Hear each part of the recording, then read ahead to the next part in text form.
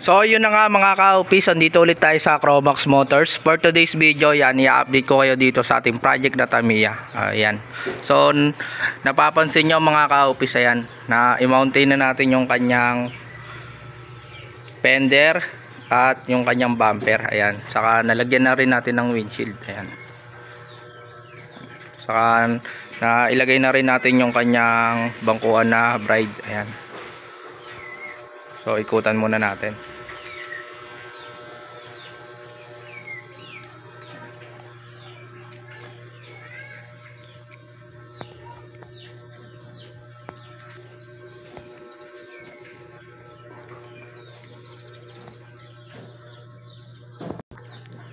So ayan na nga mga ka-office, na silip na natin yung ating project na Tamiya. Ayan.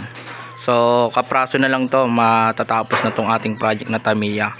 Sa makina nga pala, 4K 5 speed nga pala yung kanyang makina. Ayan. Sa unit na to, wala pang may-ari nito.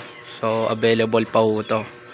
So kung interesado po kayo, ayan, message lang po kayo sa akin para mapag-usapan natin yung presyo nito. Ayan.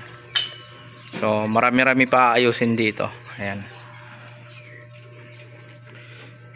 Silipin nyo maigi.